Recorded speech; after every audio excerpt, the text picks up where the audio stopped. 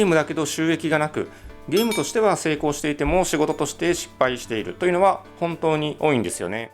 技術的な問題というよりも、つい大きなゲームを作ろうとしてしまうということが原因です。ここをよく考えずに、面白いゲームを作りさえすればなんとかなるという感じでふわっとゲーム開発に臨んでいる方も意外と多いのですが、こんにちは、スクールの加藤です。独立して個人ゲーム開発者として生きていきたいと思ったことはありませんか？無料で高性能なゲームエンジンが普及し、オンラインでゲームを販売できるようになったことで、ゲームを開発して生きていくということは決して夢物語ではなくなりました。しかし、実際に個人でゲーム開発者として生計を立てていける人はごくわずかというのが現実です。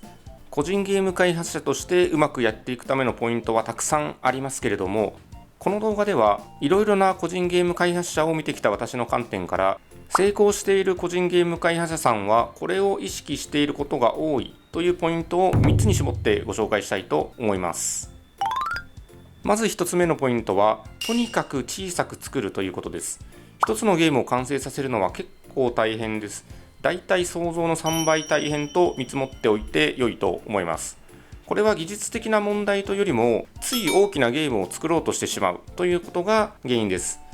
独立したら自分の思い描いていたゲームを作りたいという気持ちはよくわかりますが、多くの場合このやり方はお勧めしません。独立して作った1つ目のゲームが当たれば良いですけれども、そうでないことの方が多く、何作かリリースしてヒットするというのが通常です。つまりヒットをつかむまでいかに素早くリリースをし続けるかというのが重要です。独立していきなり開発期間1年以上のゲームを開発し始めるというのをよく見ますけれども、大体の場合難しいことになっています。私としては最初はスマートフォンのハイパーカジュアルゲームあたりから始めることをお勧めします。ハイパーカジュアルゲームは今は稼ぎやすいというわけではありませんが、最初の練習にはとても向いています。ゲームを企画して開発してリリースする、そしてリリース後の収益分析、これを短期間で経験することができるからです。最初は開発にできるだけ費用をかけないという注意も必要です。外注などをするとお金がかなりかかってしまいます。独立して1つ目の開発にふんだんにお金を使ってしまって資金的に行き詰まるという人もよく見ています。Unity のアセットストアや無料素材を利用してうまく節約して開発しましょう。開発に慣れてきて資金的に余裕が出てきたら徐々に開発の規模を大きくしていくのが良いと思います。次に大事なポイントは収益です。ゲームを作って生きていくにはゲームが収益を生まなければなりません。ここをよく考えずに、面白いゲームを作りさえすればなんとかなるという感じでふわっとゲーム開発に臨んでいる方も意外と多いのですが、趣味ではなく仕事としてゲーム開発に臨むのであればそれではいけません。開発したゲームでどのように収益を生むのかをよく考えて実践して改善し続けていかなければなりません。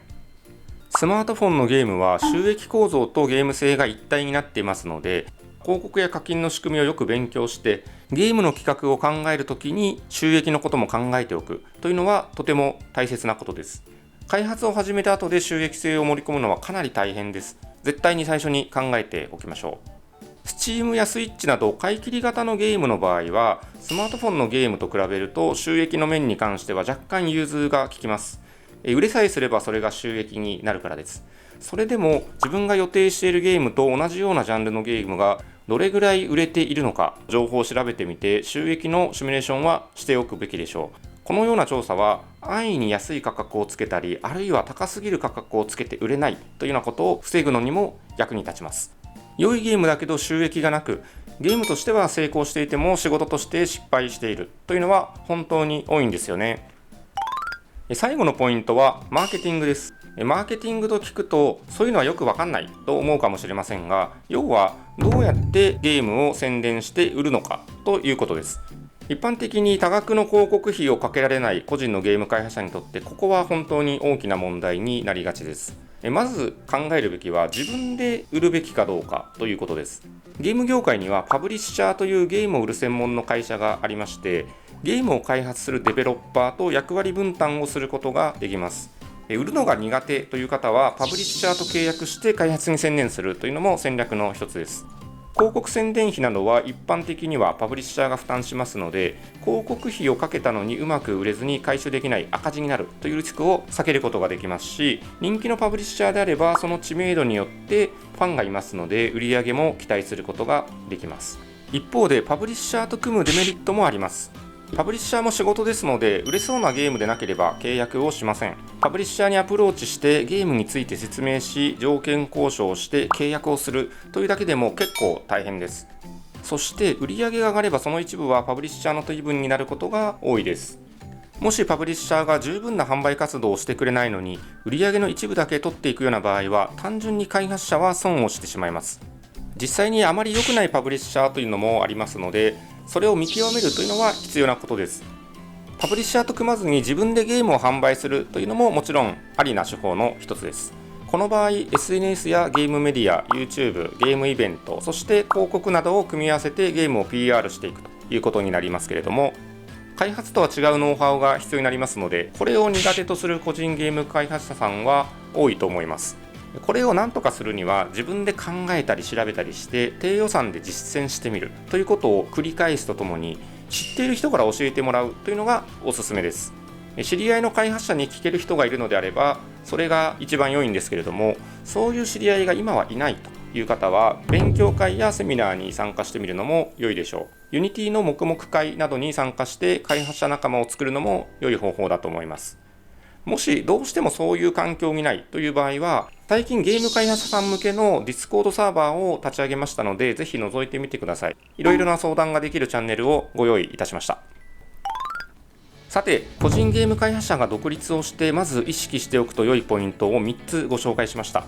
小さく作る、最初から収益を考える、マーケティングをしっかりやるの3点です。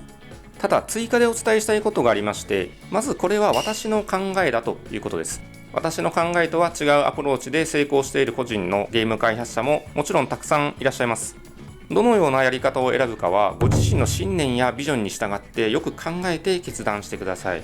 このチャンネルはゲームを開発する皆様をめちゃくちゃ応援しています。もし何かお困りごとがある場合は Twitter などで気楽に声をかけてくださいね。